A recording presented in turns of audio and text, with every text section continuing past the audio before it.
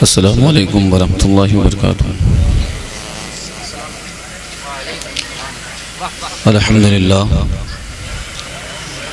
अल्हम्दुलिल्लाहि रब्बिल आलमीन वल आक़िबतुल मुत्तक़ीन वस्सलातु वस्सलामु अला सय्यिदिल मुरसलीन।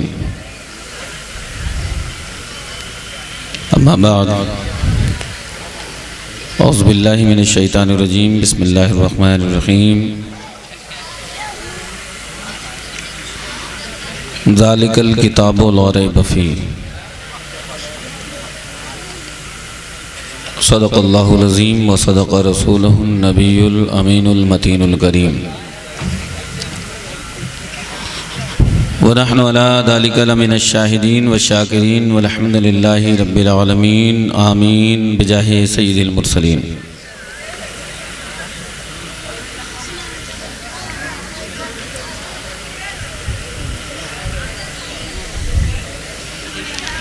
हाज़िरीन जलसा,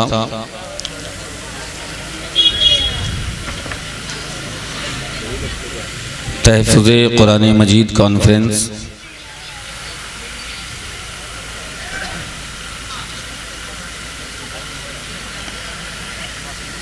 सामेईन व सामियात,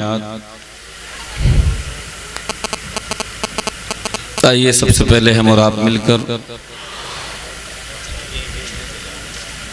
आक़ाए करीम ताजदारे कायनात सरवरे कौनो मकाम सैयदुल अंबिया सरकारे दो आलम अलैहिस्सलातु वस्सलाम की बारगाह में हदिये दरूद पेश करो और बावाज़ बुलंद दरूद पाक में अल्लाहुम्मा सल्ली अला सय्यिदिना मौलाना मुहम्मदिन बारिक वसल्लम सलातु व सलामुन अलैका सय्यदी या रसूलल्लाह सल्लल्लाहु तआला अलैहि वसल्लम। या रसूलल्लाह सल्लल्लाहु तआला अलैहि वसल्लम।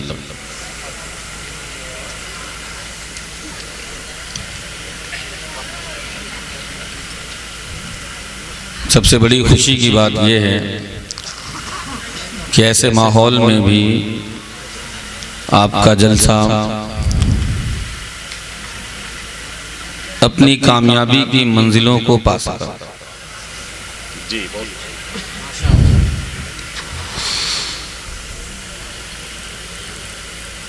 इस तहरीक आवाज़े हक का शुक्रिया अदा करूंगा, खुसूसियत के साथ दानिश रज़ा साहब जिन्होंने लगातार मुझसे राब्ता कायम रखा, मुझे दावत दी, आने के काबिल समझा, मेरी इज्जत अफजाई की, साथ ही साथ इस तहरीक के तमाम मेंबरान मुबारकबाद के काबिल हैं। दुआ गो हूँ कि अल्लाह रब्बुल इज़्ज़त इस तहरीक को रोज़ बरोज़ तरक्की अता फरमाए और इसका जो मकसद असली है अल्लाह उसमें कामयाबी अता फरमाए। आमीन सुम्मा आमीन। हज़रात मोहतरम, हमारे डाइस पर मुल्क व मिल्लत के मशहूर उलमा शोरा हज़रात मौजूद हैं। खुसूसियत के साथ उस्तादुल उलमा हज़रत अल्लामा सूफ़ी सलाहुद्दीन मिसबाही साहब क़िबला, हज़रत अल्लामा मौलाना नबीहुल्लाह साहब इमाम व ख़तीब जामा मस्जिद बहिंगवा, हज़रत मौलाना असरार अहमद साहब नक़ीब हिंदुस्तान हज़रत मौलाना शरीफुल हक़ सुबहानी साहब, बिरादर सग़ीर हज़रत मौलाना सैयद बख्तियार चिश्ती अलीमी साहब, महताब अशरफ किशोचवी, अमीर हमजा खलीलाबादी साहब, हाफिज़ मोहम्मद इरफान साहब, मौलाना अब्दुल जलील साहब, नक़ीब हरदिल अज़ीज़ मौलाना कमर आलम आज़मी साहब और मौलाना शराफत अली साहब, दीगर तमाम हज़रात मौजूद हैं। हज़रत हाफिज़ कारी मेराज अहमद साहब,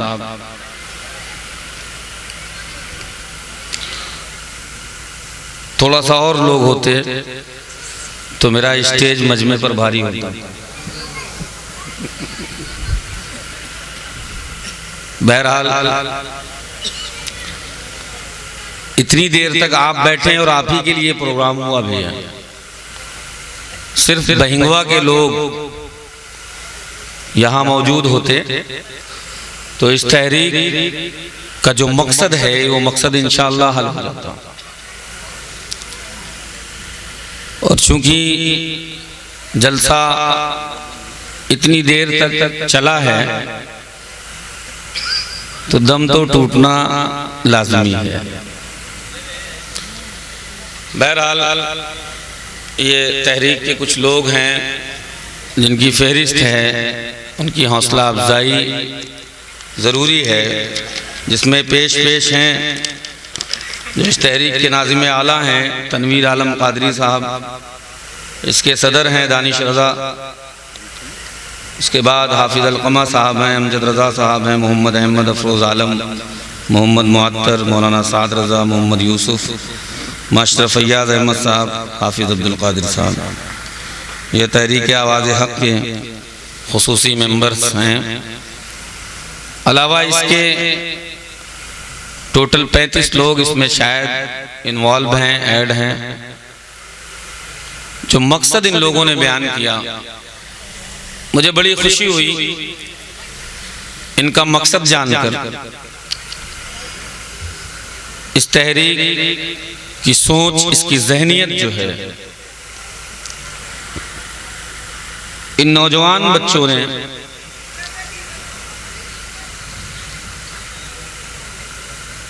जो शुरुआत की है, अगर उसमें कोई रुकावटें ना आई, सिर्फ बहिंगवा के लोगों ने मिलकर उनका सपोर्ट किया, उनकी हौसला अफजाई की, उनकी मदद की, तो ये तहरीक सिर्फ बहिंगवा ही में नहीं बल्कि दूर दूर तक काम करती नजर आएगी। जो जोश, जो जज्बा,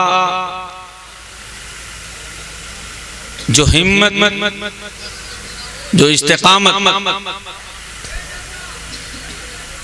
मैंने देखी इन लोगों के अंदर, और हकीकत यह है कि आप भी जानते हैं कि बहिंगवा बहुत दूर हो चुका है और मैं भी बहिंगवा से दूर हो चुका हूँ, लेकिन दानिश रज़ा और इनके मेंबरान हैं जिन्होंने खींच लिया मुझे, और वक्त मसरूफियत। बहरहाल इंशाअल्लाह कुछ बातें तहरीक के ताल्लुक से, कुछ बातें तहफ़्फ़ुज़ कुरान के ताल्लुक से सुनेंगे। दरूद पाक पढ़ लें, उसको उतारो यार। सैयदना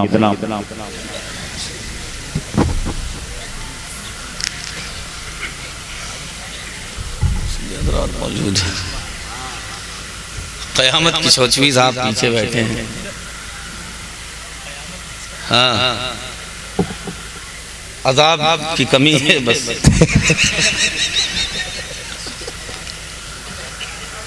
हज़रात मोहतरम, वक्त नहीं है और बड़ा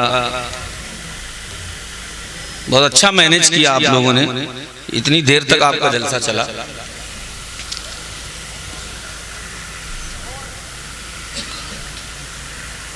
मैंने जिस आयत करीमा की तिलावत की, ज़ालिकल किताबु ला रैब फीह, ये किताब जिसे कुरान मजीद कहते हैं, इसमें कोई शक नहीं, नो डाउटफुल। टाइटल रखा गया है तहफ़्फ़ुज़। सुबहानी साहब निज़ामत के दौरान कोई शेर पढ़ रहे थे, हुजूर के ताल्लुक से था कि फरमान न बदला जाएगा। जी क्या है, एक मिसरा बोलिए। जी जी है कौले नबी। हाँ, उसके बाद क्या था? जी, ये कोई नई बात नहीं है कि आज कुरान मुक़द्दस के ताल्लुक से या उसके खिलाफ आवाज़ उठ रही है। तारीख का जब मुताला करेंगे आप तो आपको पता चलेगा कि इससे पहले 1985 में कोलकाता हाई कोर्ट में कुरान मुक़द्दस के ताल्लुक से PIL दाखिल की गई और एतराज़ किया गया कि कुरान की चंद आयात हैं उनको कुरान से निकाला जाए, पाबंदी आए। वो याचिका फौरन खारिज कर दी गई थी।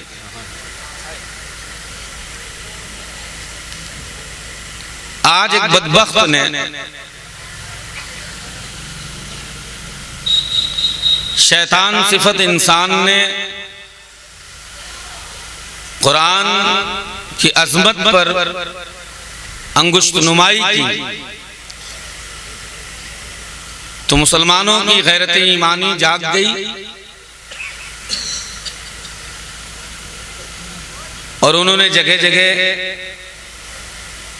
जुलूस, कॉन्फ्रेंस, जलसा करना शुरू किया।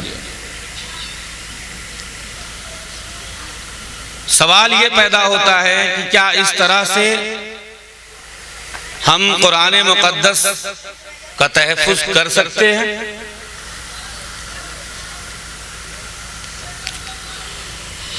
कुरान की हिफाजत के लिए क्या ये तरीका कारगर साबित होगा?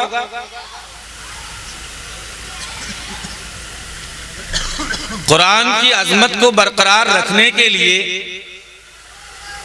क्या इतना काफी है? तो जवाब नहीं में मिलेगा आपको।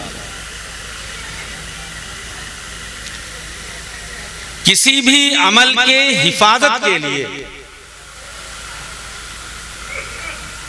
उसको अपनी जिंदगी में दाखिल करना जरूरी है।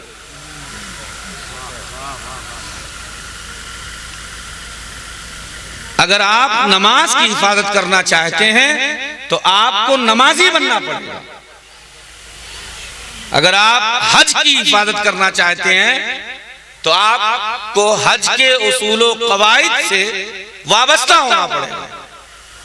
अगर आप ज़कात की हिफाजत करना चाहते हैं तो आपको ज़कात अदा करनी पड़ेगी। इसी तरह से अगर आप कुरान मुक़द्दस की हिफाजत करना चाहते हैं तो कुरान का कारी यानी तिलावत करने वाला बनना पड़ेगा। वाह वाह वाह, बेशक बेशक। जब तक कुरान की तिलावत नहीं होगी कुरान की हिफाजत नहीं हो सकती। सिर्फ जलसा करने से, बड़े बड़े मजमून लिख लेने से, अखबारों की सुर्खियों में आ जाने से, टीवी के प्रोग्राम में आ जाने से, सोशल मीडिया पर वीडियो बनाकर डालने से आप हक नहीं अदा कर सकते। बहुत अच्छे, वाह वाह वाह वाह। हक अदा करना है कुरान की अजमत का, कुरान की पाकीज़गी का, कुरान की लज्जत और बरकत हासिल करनी है तो उसका कारी बनकर दिखाइए, उसको अपने अमली जिंदगी में दाखिल करिए। सुभान अल्लाह, सुभान अल्लाह। वरना आप करते रहें, ये चमन यूं ही रहेगा पर हजारों बुलबुलें अपनी अपनी बोलियां बोल बोल उड़ जाएंगी। हज़रात मोहतरम, आपको समझने की जरूरत है ये जलसा सिर्फ और सिर्फ बहिंगवा वालों के लिए किया गया। जो आए उन्होंने आपके सदक़े में बरकत हासिल की, जो लेके गए उन्हें इस नेक काम का सिला मिला।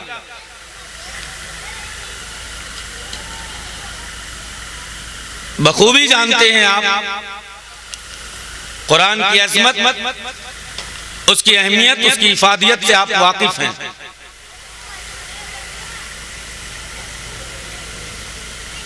लेकिन हाज़रीन,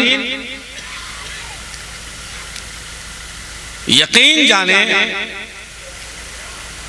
कल्चर ऑफ मुस्लिम जिस तरह से डिस्ट्रॉय किया जा रहा है आप उसका अंदाजा नहीं कर सकते।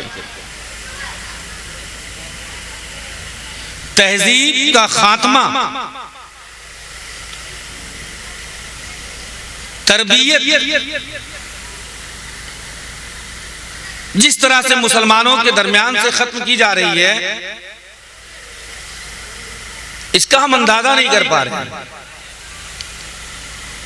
ये जो तहरीक आवाज़े हक है, इस तहरीक का मकसद ही यही है कि तालीम के साथ साथ तरबियत,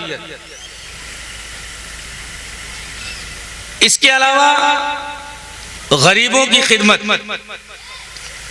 यतीमों की सरपरस्ती, बेवाओं की मदद, जरूरतमंदों की जरूरत,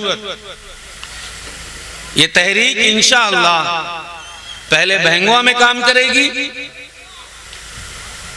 जब इनकी ये जिम्मेदारी यहां पर मुकम्मल हो जाएगी तो फिर ये बाहर निकलकर काम करेंगे।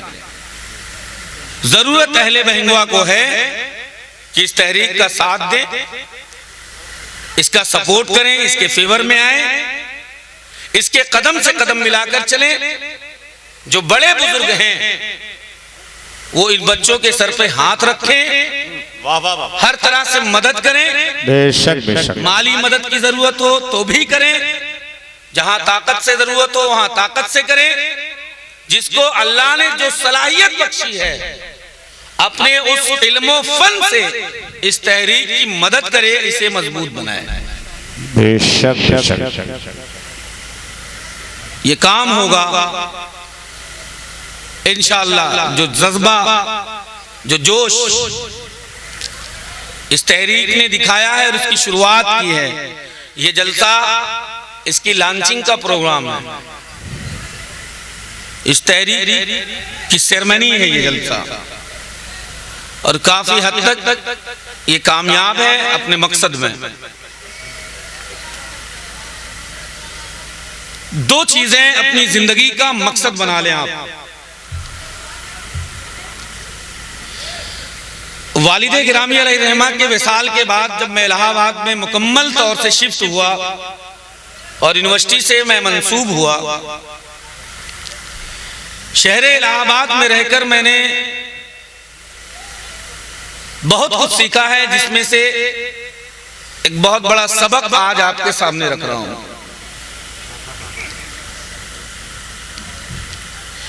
एक कम्युनिटी है हिंदुस्तान में जिसको क्रिश्चियन कहते हैं, जो बहुत कम तादाद में पाई जाती है, लेकिन मजबूती के एतबार से अगर आप देखेंगे तो पूरे हिंदुस्तान में उनसे ज्यादा मजबूत ताकतवर कोई और नहीं है। वजह क्या है? उन्होंने दो बुनियादी चीजों पर फोकस किया जो इस्लामिक फंडामेंटल थे।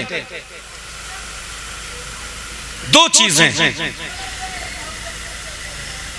जिस पर उनकी तवज्जो रही, पूरी मशीनरी उनकी काम कर रही है, और काफी हद तक नहीं, पूरी तरह वो अपने मकसद में कामयाब है। वो दो चीजें क्या है जिसको उन्होंने मजबूत किया है? वो हेल्थ है और एजुकेशन है,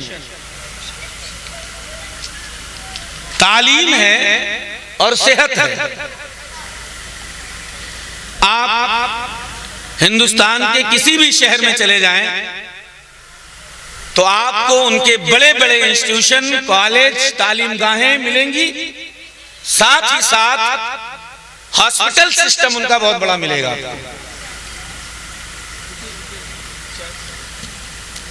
जिसकी वजह से वो कम तादाद में होने के बावजूद दीगर मज़ाहिब को कैप्चर करते चले जाते हैं। मैं सिर्फ इलाहाबाद की बात बताऊं, इलाहाबाद उत्तर प्रदेश का ऐसा शहर है जहां पर सबसे ज्यादा चर्च पाए जाते हैं। इलाहाबाद यूनिवर्सिटी की बुनियाद खुद एक अंग्रेज ने रखी थी, मेयर कॉलेज के नाम से। बाद में वो इलाहाबाद विश्वविद्यालय बना।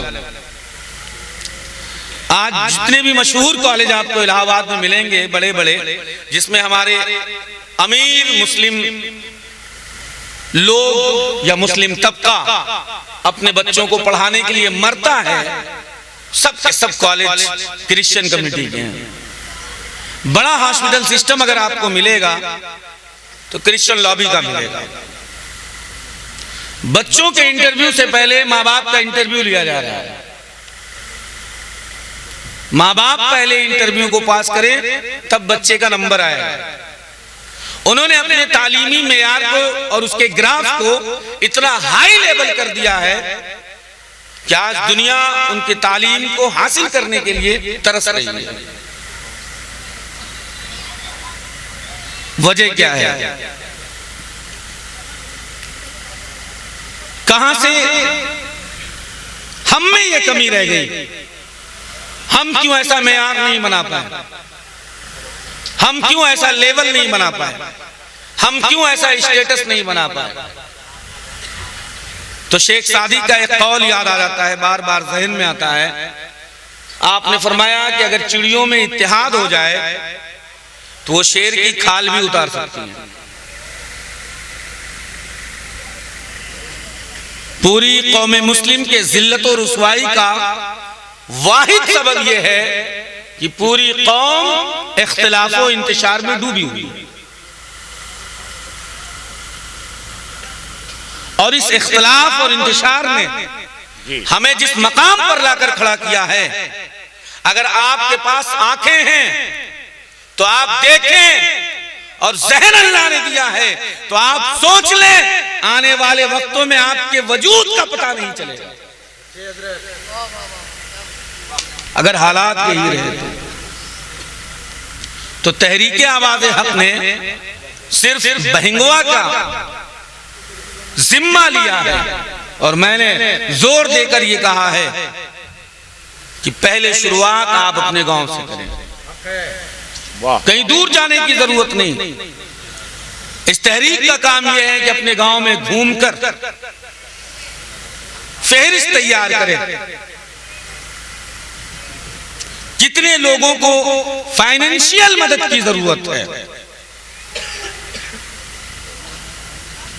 किसके घर में कितना वक्त खाना बन रहा है या बगैर खाना हो जा रहा है। कोई यतीम है, कोई बेवा है, कोई दूसरी तरह से परेशान है। सबकी एक अलग अलग फेरिस्त बननी चाहिए। और अहले बहिंगवा का काम है, ज्यादा नहीं, 10, 20, 50 हजार की जरूरत नहीं है, 150 रुपए धीरे धीरे करके आप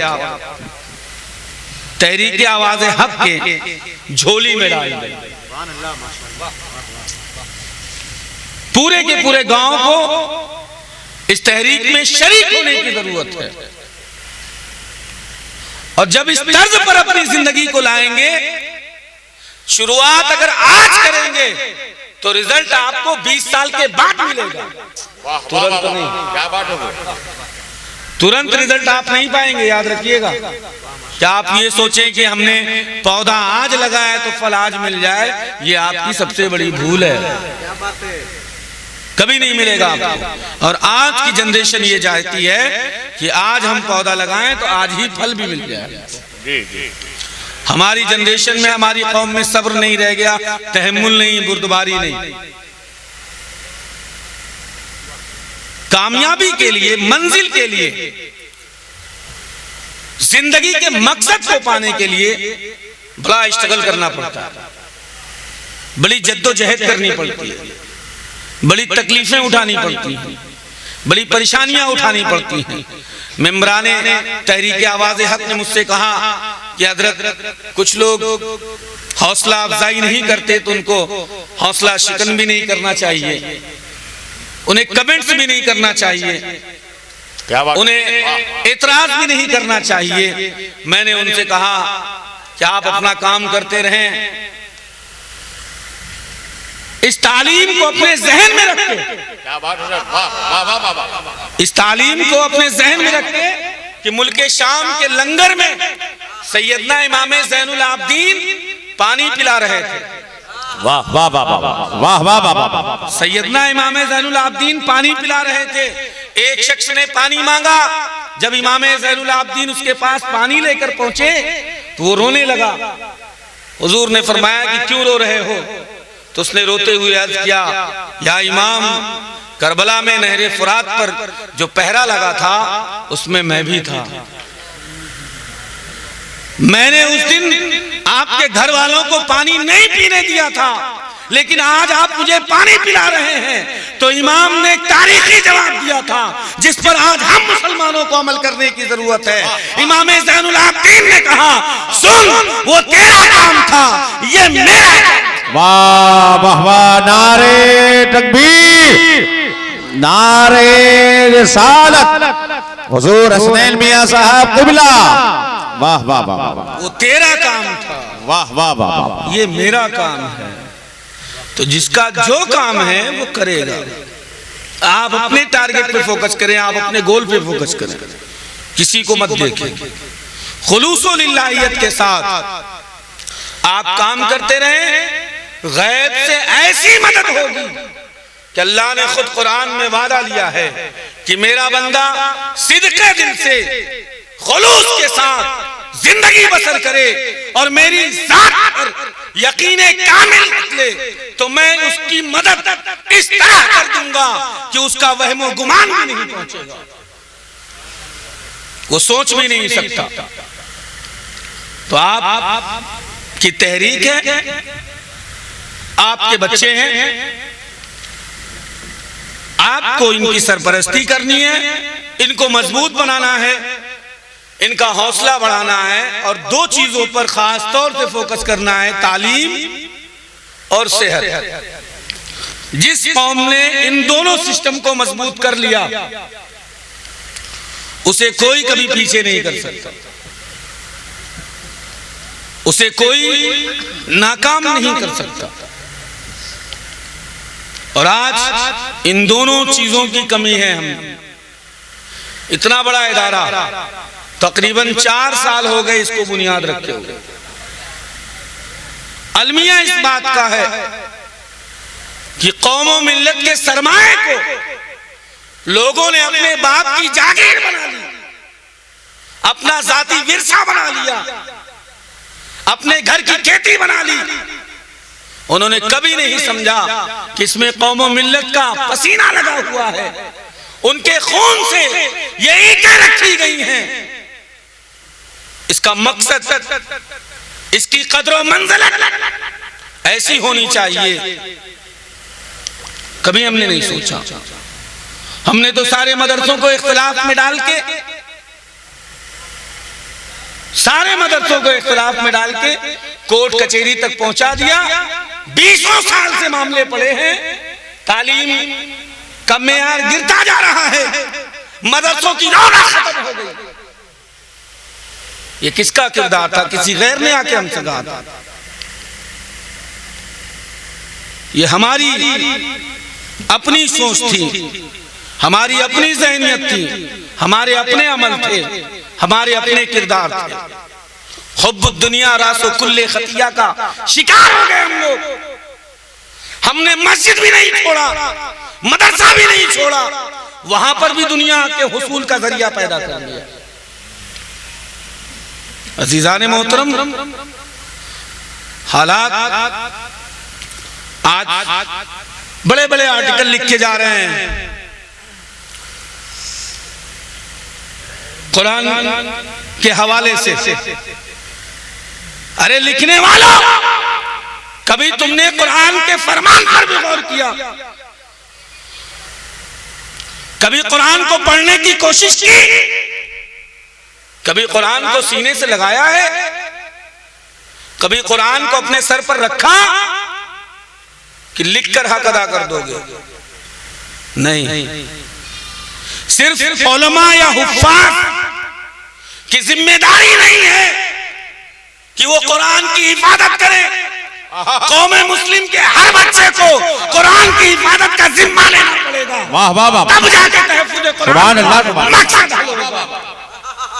हर इंसान को वाह वाह कुरान के तहफ्फुज़ का जिम्मा लेना पड़ेगा, तब जाके तहफ्फुज़ कुरान का मकसद होगा। और आप जानते हैं बेहतर, मैंने शुरू में बता दिया हिफाजत किस तरह हो। हिफाजत का वाहिद रास्ता अल्लाह के नबी ने फरमाया, जिसने मेरी किसी सुन्नत को जिंदा किया और उस पर अमल किया, मैं सुन्नत की बात कर रहा हूं, वो तो कलाम इलाही है, जिसके अलाम के अलिफ से लेकर वन्नास की सीन तक हजारों बरकतें, नेमतें, अल्लाह की रहमतें, बेशुमार रहमतें अल्लाह की मौजूद हैं। महरूम तो हम हैं, बदनसीबी तो हमारी है, कम नसीबी हमारी है कि दुनिया की सबसे बड़ी दौलत हमारे घर में, अल्लाह की रहमत हमारे घर में, अल्लाह की बरकत हमारे घर में, उस रहमत और बरकत से हम दूर नजर आ रहे हैं। इससे बड़ी बदनसीबी क्या होगी, इससे बड़ी कम नसीबी क्या होगी। अजीजाने मोहतरम, अभी भी होश संभालें, अपने जिंदगी के मकसद को पहचानें, अपने पैदा होने के मकसद को जानें। आप बहैसियत मुसलमान, आपकी कुछ जिम्मेदारियां बनती हैं। जिस तरीके से वालिदैन की कुछ जिम्मेदारियां हैं औलाद के ताल्लुक से, तो औलाद की भी कुछ जिम्मेदारियां बनती हैं वालिदैन के ताल्लुक से। इसी तरह इमाम की कुछ जिम्मेदारियां हैं मुक्तदी के हवाले से, तो मुक्तदी के लिए भी कुछ जिम्मेदारियां हैं इमाम के ताल्लुक से। अगर पीर की कुछ जिम्मेदारियां हैं मुरीदों के ताल्लुक से, तो मुरीदों की भी कुछ जिम्मेदारियां हैं पीर के ताल्लुक से। अगर शागिर्द की कुछ जिम्मेदारियां हैं उस्ताद के ताल्लुक से, तो उस्ताद की भी कुछ जिम्मेदारियां हैं शागिर्द के ताल्लुक से। हर रिश्ता आपको किसी ना किसी जिम्मेदारी का दर्ज देता है, और मैं दावे के साथ कहता हूं, कौम मुस्लिम पूरी तरह से गैर जिम्मेदार है। अगर आज हम मुसलमानों ने अपने जिम्मेदारियों के तहत ईमानदारी अपनाई होती, तो आज हमारी कौम इस हालत को नहीं पहुंचती। अगर हमने अपनी जिम्मेदारियों को जाना होता, पहचाना होता, और जिम्मेदारियों के तहत अगर हम ईमानदार होते, तो आज हमारी ये हालत ना होती। अजीजाने मोहतरम, हम सबको अपने जिम्मेदारियों का एहसास करते हुए ईमानदार बनने की जरूरत है। अगर हम अपने जिम्मेदारियों के तहत ईमानदार हो गए और अपने इर्द गिर्द नजर डालकर अपनी जिम्मेदारियां पूरी करते रहे, तो हमारी जिंदगी का मकसद हल हो जाएगा। फॉर एग्जाम्पल, हर आदमी किसी ना किसी घर से ताल्लुक रखता है। मान के चले दानिश रज़ा ने ये सोचा कि मैं सफाई को खत्म करूंगा, सोच दे रहा हूं, एक ज़हनियत दे रहा हूं मैं आपको, और इसी सोच पर पूरी कौम को आने की जरूरत है। अगर इन्होंने जिम्मा ले लिया, नियत कर ली, इरादा कर लिया कि मुझे सफाई को खत्म करना है, और इन्होंने झाड़ू उठाया, झाड़ू उठाया, अपने दरवाजे को साफ किया, 2 हाथ इधर 2 हाथ उधर साफ कर दिया, 2 मीटर सामने साफ कर दिया, तो क्या इन्होंने सफाई को खत्म कर दिया? नहीं, लेकिन इन्होंने सफाई को कम जरूर कर दिया, गंदगी को कम कर दिया, सफाई को बढ़ावा दे दिया, गंदगी को कम कर दिया। यह जिम्मेदारी थी। इसी तरह से बहिंगुआ का हर आदमी अगर जिम्मेदार बन जाएगा, तो पूरा बहिंगुआ साफ और सुथरा नजर आएगा। वाह वाह वाह वाह। अगर हर इंसान अपनी जिम्मेदारियों को समझ ले, तो पूरा बहिंगुआ चमकता हुआ नजर आएगा। ठीक इसी तरह से हमारी जितनी भी जिम्मेदारियां होती हैं, अगर हम उसकी फेहरिस्त बना लें और उस पर गौर व फिक्र करके अपनी जिंदगी को उसके ट्रैक पर डालकर हम काम करते रहें तो इंशाअल्लाह आइंदा आने वाली नस्लें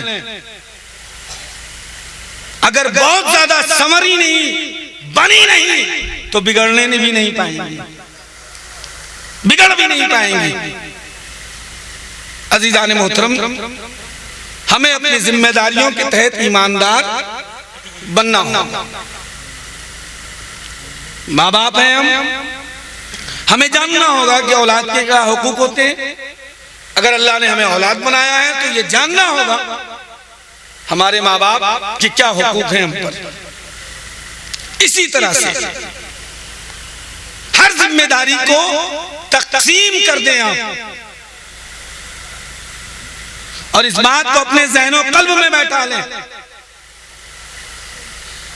हर शख्स का आलिम बनना, हाफिज बनना जरूरी नहीं है, लेकिन हर मुसलमान मर्द औरत को उतना इल्मे दीन सीखना जरूरी है जिसके उसकी जिंदगी शरीयत मुताहरा की रोशनी में गुजर सके।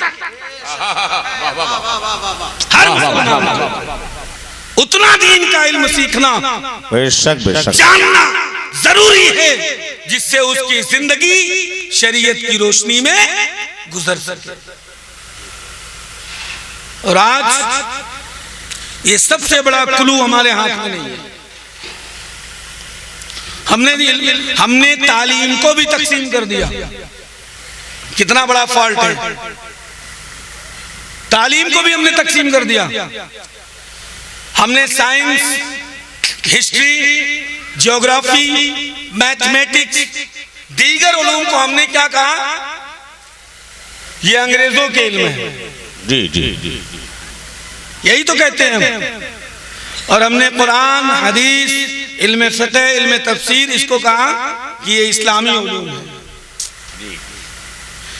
कितना प्री प्लान, आज से नहीं कई सौ साल से आपके साथ एक गेम खेला गया, एक जाल डाली गई जिसके फंदे में कौम मुस्लिम आसानी से आ गई और हम तकसीम हो गए, कमतरी और बरतरी के शिकार हो गए। आज के जदीद तालीम हासिल करने वालों को, उलूमे दीनिया हासिल करने वाले गिरी निगाह से देखते हैं और उलूमे दीनिया हासिल करने वाले जदीद तालीम वाले को कमतर निगाह से देखते हैं। बांट दिया हमारे तबके को। आपको मालूम होना चाहिए, इल्मे ज्योग्राफी का सबसे बड़ा आलिम किसे कहा जाता है?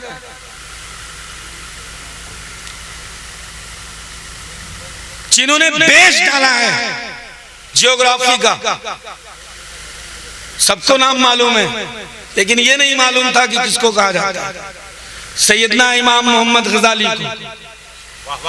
क्या कहने हुजूर, आप किताबों का मुताला करें, दुनिया की जितनी भी साइंस की इजादात है सब के सब मुस्लिम स्कॉलरों ने की, लेकिन आज हमारी कम इल्मी ये कह देती है आसानी से कि साइंस तो इस्लाम से अलग है। आपने पढ़ा नहीं, आपने जाना नहीं। बड़ी आसानी से एक आदत है इंसान की, जो चीज उसे आती नहीं ना वो सीधा इनकार कर बैठता है। जैसे आजकल हमारे तबके में हमारी पार्टी जो पीछे बैठी है, माफी इन लोगों की बात नहीं, ऐसे ही तमाम लोग हैं, जब इस्लाह उनके बस में नहीं होता ना। जैसे मेरा अपना नजरिया ये है कि जब तक आप अवाम के करीब नहीं जाएंगे तब तक उन्हें बुराइयों से आप आजाद नहीं कर पाओगे। अच्छाइयां आपकी उनके अंदर नहीं ट्रांसफर हो पाएंगी। अगर आपको उनकी इस्लाह करना है, किसी खराबी को खत्म करना है, तो उनके करीब जाना पड़ेगा, उनके नजदीक जाना पड़ेगा, उनके दरमियान वक्त गुजारना पड़ेगा। हम सीधा कह देते हैं हराम, सीधा। मुहर्रम मिसाल ले लीजिए आप, मुहर्रम का जुलूस निकलता है, ढोल तमाशे होते हैं, जाहिर सी बात है नाजायज हराम है ना। हमसे ये नहीं होता कि हम शामिल हो जाएं तो जाहिर सी बात है, अल्लामा नबीउल्लाह है, मुआसरात साहब वगैरह वगैरह है, मुआसराउद्दीन साहब वगैरह हैं, ठीक है। अगर मुहर्रम का जुलूस निकला है, मैं एक सोच दे रहा हूं आपको, इसी टाइप की मैं बात कर रहा हूं, ये लोग अगर शामिल हो जाए उस जुलूस में, तो ढोल बजाने वाले लड़के क्या इनके बाद ढोल बजाएंगे? बजाएंगे? नेचर है। कहेंगे नहीं इमाम साहब, इतना तो अदब है उनके अंदर, 200 कदम दूर,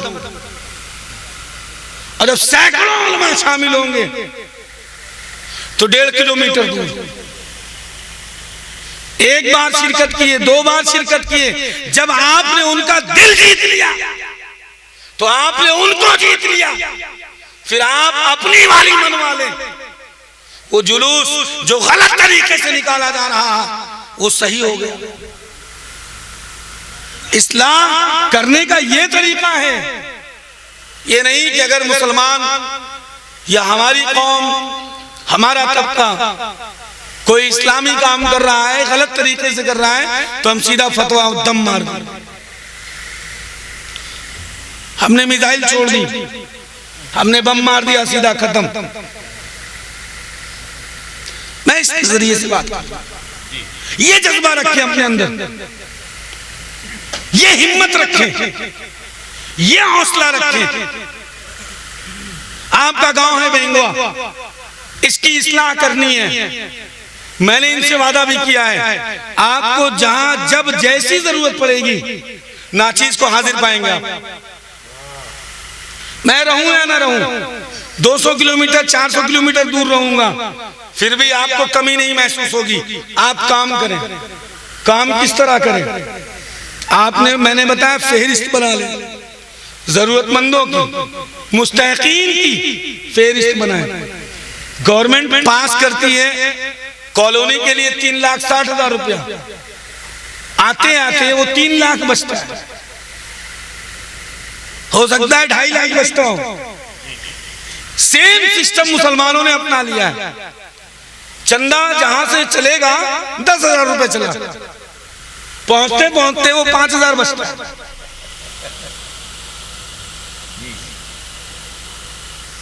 मुस्तहिकीन का हक मारा जा रहा है, इससे बचें आप। फेहरिस्त बना लें आप, काम यहां से शुरू करें। देखें आप कौन गरीब है, मुस्तहिक है। एकदम छोटी बात, कहने में सुनने में बड़ी छोटी है, लेकिन जिस दिन इस पर अमल कर लिए उस दिन उस अमल की जो लज्जत मिलेगी उसे आप बयान नहीं कर पाएंगे। मिसाल के तौर पे आपने देखा कि इस घर का बच्चा बड़ा गरीब है, इसके सर पे हाथ रखने वाला कोई नहीं, इसके घर में कमाने वाला कोई नहीं है, इसकी तालीम का इंतजाम नहीं हो पा रहा है, लिबास का इंतजाम नहीं हो पा रहा है, नंगे पैर चल रहा है, धूप बड़ी शिद्दत की है, इसके पांव जल रहे हैं, तो एक बच्चे की चप्पल कितने में आएगी? 50 रुपया, इससे भी कम में मिलेगी। 50 रुपए की चप्पल अगर आपने उस बच्चे को चुपचाप पहना दिया तो आपने जानते हैं कौन सा काम किया? कोई बताएगा इसमें? कोई अनोखा और नया काम नहीं किया आपने, बल्कि नबी करीम के उस किरदार पर अमल किया है जो ईदगाह चाहते वक्त मोहसिन इंसानियत ने अपने गले से एक यतीम को लगाकर मुसलमानों को एक पैगाम दिया। सुभान अल्लाह, सुभान अल्लाह। और बताया था, ए लोगों, जब मुस्तफा के बनाए हुए इस उसूल पर चलोगे तब तुम्हारी जिंदगी कामयाब हो, कामयाब। सुभान अल्लाह, सुभान अल्लाह, अल्लाह अकबर, या रसूल अल्लाह। जिंदाबाद, जिंदाबाद, जिंदाबाद, जिंदाबाद, अल्लाह अकबर, या रसूल अल्लाह। इस पर काम करने की जरूरत है। ये तहरीक आवाज़ हक का मकसद है। वाह वाह वाह वाह, क्या कहने हो, वाह वाह। एक बच्चे का, एक आदमी को पहनने के लिए कितने का जोड़ा चाहिए? बहुत अच्छे, वाह वाह वाह। आज दुनियावी हिर्सो हवस का ये हाल है, जिसके घर में खाने के लाले पड़े हुए हैं, दुनियादारी, बराबरी, हसद, दिखावा, शो ऑफ मुसलमानों में इतना हो चुका है कि हर शादी में नया जोड़ा चाहिए, हर फंक्शन के लिए नया कपड़ा चाहिए। ठीक है, अल्लाह ने आपको अता किया, लेकिन जो अल्लाह ने आपको अता किया है वो उसमें सिर्फ आपका हक नहीं है, बल्कि जरूरतमंदों का हक है। आप अगर उनको उनकी जरूरत का हक नहीं दे रहे हो तो आप हकदार नहीं हो, बल्कि हक मारने वाले हो। बेशक बेशक बेशक। कल बरोज़े महशर आपको हिसाब देना पड़ेगा। हालात ये हैं, एहसास खत्म हो गया हमारा। हमारे गांव में कोई बेवा औरत है, जाहिर सी बात है, अगर फाइनेंशियल पोजीशन उसकी कमजोर है, उसके घर में कोई कमाने वाला नहीं है, तो उसे यहां जो रोज कमाता है तमाम मुसीबतों का सामना तो उसे करना पड़ जाता है। जिसके घर में कोई कमाने वाला नहीं है, जाहिर सी बात है उसको जरूरत पड़ेगी। उसकी मदद कौन करेगा? अभी मुझसे एक साहब ने मसला पूछा, मसला जो भी हो, मैंने उनसे कहा कि इस मसले को कहीं बयान न करिएगा। मसला ये था कि अगर किसी बाप के 4 बेटे हैं, उनमें एक बेटा इंतकाल कर गया तो उसके हिस्से का माल भी इंतकाल कर गया, फौत हो गया, खत्म हो गया। मान लीजिए उसके पास 4 घर हैं, 4 बेटे हैं, एक बेटा इंतकाल कर गया, तब उसका हिस्सा भी खत्म। अब उसके बच्चे क्या करें? तो किसी मुफ्ती साहब से उन्होंने पूछा होगा, तो मुफ्ती साहब ने कहा कि उन बच्चों को, औरतों को अनाथ आश्रम में चला जाना चाहिए। अगर आप गैरों से ये नजरिया पेश करोगे, अरे मियां गैरों को छोड़ो, अगर अपनों को बता दोगे तो सीधा कह बैठेगा कि मैं नहीं मानता। तो जाहिर सी बात है, इस्लाम इंसानियत के खिलाफ दर्स नहीं देता। इस्लाम ही ऐसा मजहब है जिसने इंसानियत को उरूज बख्शा है।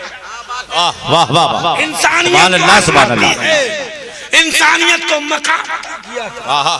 क्या करना। और आज हमने अपने कौलो फेल से इस्लाम के मेयार को, इंसानियत के मेयार को खत्म कर दिया।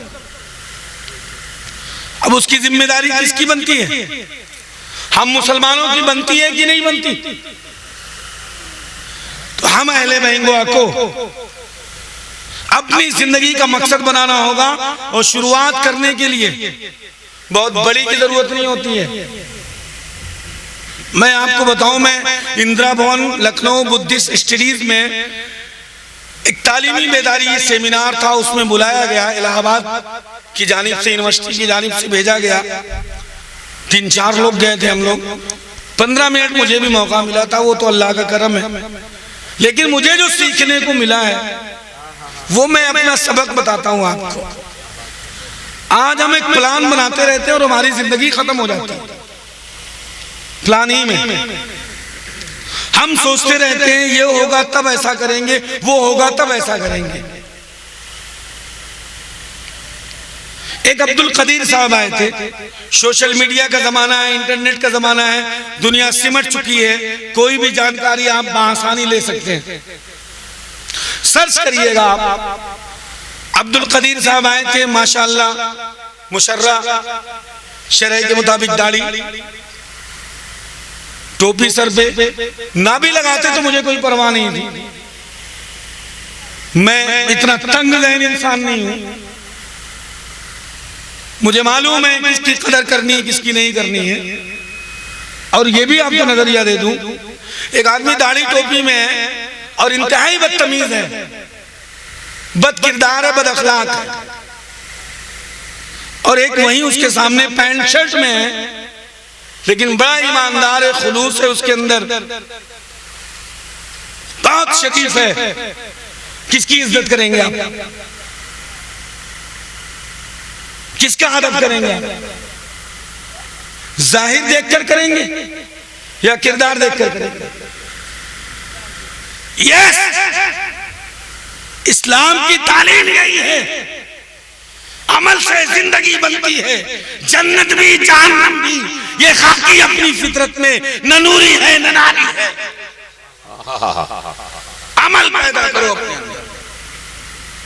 मैंने देखा वहां पर अब्दुल कदीर साहब, नोट कर लीजिएगा, अल हसना ग्रुप चलाते हैं, एजुकेशनल सिस्टम।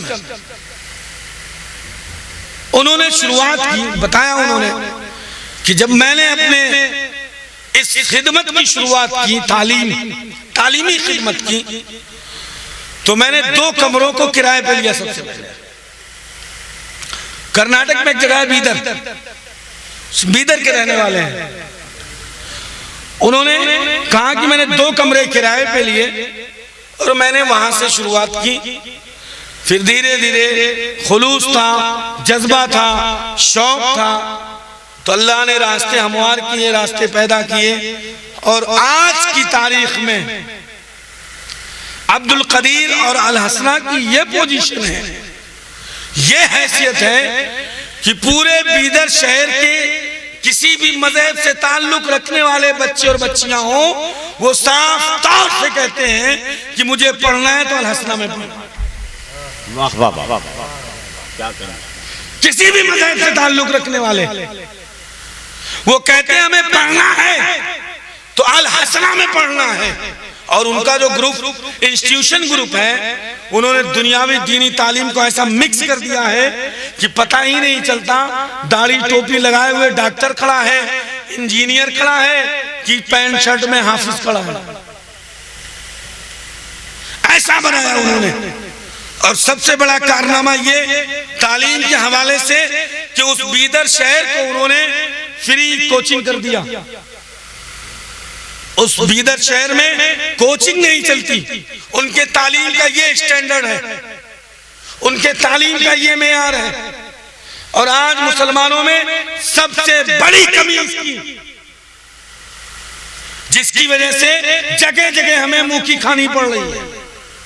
जाहिर सी बात है, हमें हायर एजुकेशन की जरूरत है, सिस्टम हमारे पास है नहीं। हमारे बच्चे और बच्चियां गैरों के स्कूल में जाने के लिए मोहताज हैं, भेजना हमारी मजबूरी। और जब हम भेजेंगे, असर क्या लेकर आ रहे हैं, तासुर क्या लेकर आ रहे हैं, कल्चर किसका लेकर आ रहे हैं, मजहब किसका लेकर आ रहे हैं, तरबियत किसकी लेकर आ रहे हैं। हमने तो अपनी तबाही का सामान खुद पैदा किया है। हमें ये चाहिए था कि हम इतना बड़ा इंस्टीट्यूशन कायम करते कि दुनिया के सारे बच्चे आकर हमारी तालीम में पढ़ते और हम उनके ऊपर अपना असर डालते,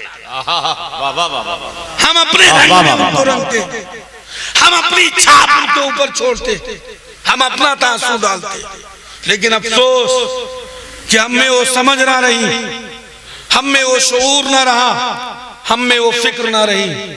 अजीजाने बहंगुआ, आपसे गुजारिश है कि आप सबसे पहले तहरीक आवाज़े हक की हिफाजत करें, इनको सपोर्ट करें, इनकी मदद करें हर तरह से, जिस तरह से इनको जरूरत हो। ये तहरीक काम करेगी, फर्दन काम करने की जरूरत नहीं है, फर्दन काम करने की जरूरत है। तहरीक के हवाले कर दें। कोई भी मिल्ली काम है, कौमी काम है, मदरसे में एक कमरा बनवाना है, आप सपोर्ट करें, तहरीक के जिम्मे कर दें, साथ में रहें, आगे इनको चलने दें, पीछे पीछे आप चलें। अपनी निगरानी में, अपनी जिम्मेदारी में आप काम करवाएं, तरबियत देना आपका काम है। देखे काम कैसे नहीं होगा। इन बच्चों की हौसला अफजाई करें, ज्यादा से ज्यादा लोग इस तहरीक में जुड़े। और तहरीक का बुनियादी मकसद एक और बयान कर दूं, जिससे मुझे सख्त एलर्जी है, नफरत है, और इसकी बहंगों में ना आने की एक वजह यह भी है, मुझे इख्तिलाफ से सख्त नफरत, किसी भी तरह का इख्तिलाफ। तहरीक का जिम्मा यह है कि गांव को भी इख्तिलाफ से बचाना है और अपने आप को भी इख्तिलाफ से बचाना है। कोशिश करना है लोगों को जोड़ो, तोड़ने की कोशिश ना करना। जोड़िए, मोहब्बत पैदा करिए एक दूसरे के अंदर, एक दूसरे की कमियों पर नजर ना रखिए, उनके ऐब पर नजर ना रखिए, उनके ऐब, उनकी कमियों को दरगुजर कर दीजिए। जिस तरह आप अपने आप को इंसान समझते हो, सामने वाले को भी इंसान समझो। सबसे बड़ा आलमिया हमारा यह है कि हम अपने आप को इंसान समझते हैं, सामने वाले को फरिश्ता, कि हमसे गलती हो सकती लेकिन उससे नहीं होगी। तो इस उसूल पर आप काम करेंगे, इंशाअल्लाह आपको कामयाबी मिलेगी। आप बेफिक्र होके अपनी तहरीक के उसूल व कवायद पर अमल करें और काम करें। जहां आपको जब भी जरूरत पड़ेगी, मिंबराने तहरीक हमसे राब्ता करें। जिस लायक नाचीज हाजिर है, मैं खिदमत के लिए हमेशा हमा वक्त तैयार रहूंगा। अल्लाह करीम की बारगाह में दुआ है कि कहने सुनने में अगर कोई गलती, खामी, कमी हो तो मौला माफ फरमाए। हम सबका आना, बैठना, सुनना, सुनाना मौला ताला अपनी बारगाह में कबूल फरमाए। तहरीक आवाज़ हक ने जिस मकसद से इस जलसे का इंतजाम और एहतमाम किया है, अल्लाह ताला कबूल फरमाए। तहरीक में मजीद कुव्वत और बरकत अता फरमाए, इसके मकसद में कामयाबी अता फरमाए। अस्तगफिरुल्लाह रब्बी मिन कुल्ली ज़म्बिन व अतूबु इलैहि, ज़ालिकल किताबुल ला रैब फीह। ये किताब जिसे कुरान मजीद कहते हैं, इसमें कोई शक नहीं। वमा अलैना इल्लल बलाग। अस्सलामु अलैकुम।